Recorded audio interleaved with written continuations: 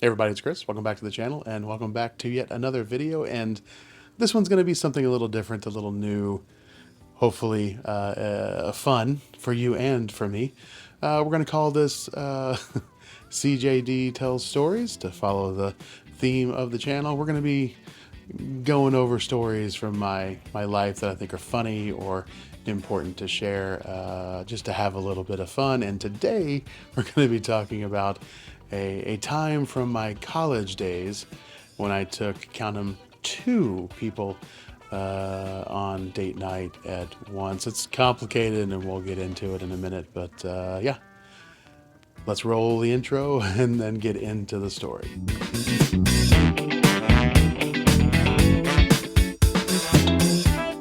Okay, so just to set the stage a little bit before we get into this, in my younger days, my ill-spent youth, if you will, I went to university as an art student. I studied fine art and all of the insanity that came along with it. And of course, being surrounded by artsy people all the time, all the ladies that I was interested in were also art students, and one in particular I really had a fondness for.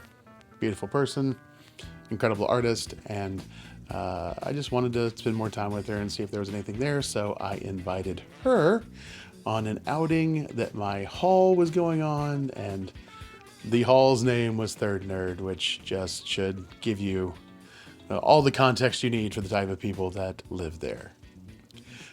Having said that, I probably should tell you the type of people that lived on this hall, because when you think of nerd, you're probably thinking of a very specific thing, and it is, I guarantee, 100% the wrong idea here.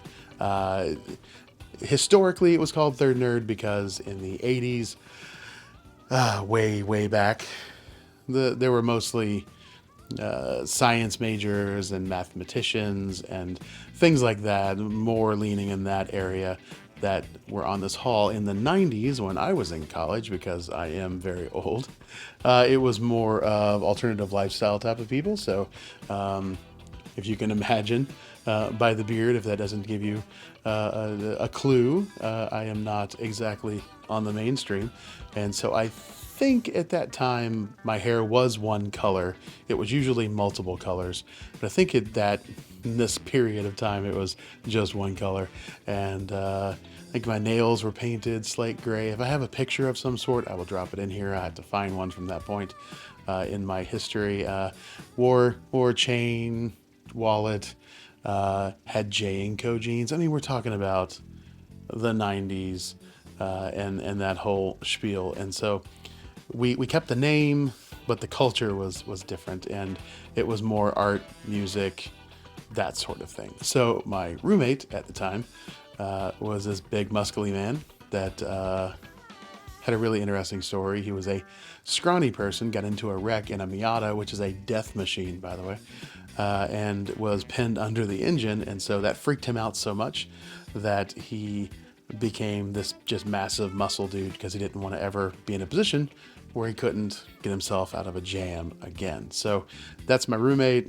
He was a lovable weirdo, and he heard that I was taking this person to this outing and was really upset that I didn't invite him, because he was my roommate. So I decided to invite him too, and I ended up taking them both on a date to this place called Rockabilly's. And if that wasn't fun enough, a lot of the people on my hall had a real problem with authority and what should pass as acceptable behavior in public. And the wait staff was taking way too long to do anything, because it's a Friday night and it was very busy, and we got bored. So someone, I don't know who, it was not me, and I'm not just saying that, it really wasn't me this time, decided it would be a good idea to start firing spit wads at the adjacent tables, which were filled with a variety of people from age 13 to the 40s and 50s and retired people, and they did not like the 18 to 22-year-olds who were in this novelty themed restaurant hitting them with spitwads. And so we were asked politely to stop doing that, which we of course agreed to stop doing that. And that being shooting spitwads at the tables, not stopping to shoot spitwads because we were bored and we needed something to do. So then the idea was to start shooting them at the mirrored columns that were, interspersed between the dining room, and see who could stick the most of them on the mirrored surface, which was just stupid, and should have been easy to understand that was going to get us in massive trouble as well. But things were going well, and until the guy next to me, Steve, decided to spit a massive spitwad, and he moved to target the column farthest away from us because he was an overachiever, and just shot it out, and it hit the waitress on the side of the head, this big, like, and there was much screaming and cursing, mostly from us, and it was the first time I've ever been banned from a restaurant for life. Was that? It's not the first time that I had been banned from a place for life. That would have been the paintball range in Indiana, where I grew up, that banned me when I was 18. But this is the first restaurant I've ever been banned from. And so the manager came and kicked us out in not the nicest way. And before we left, took pictures of all of us with a Polaroid camera. And I went back years later, after I'd been married and learned how to contain all the insanity, so it didn't just spill out over on to everyone.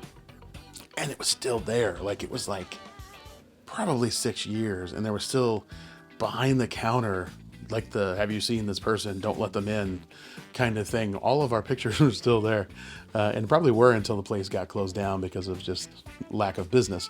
But the really funny part was, I took both my dates back to the university, and the lady didn't talk to me for the entire year after she was kicked out of a novelty themed restaurant.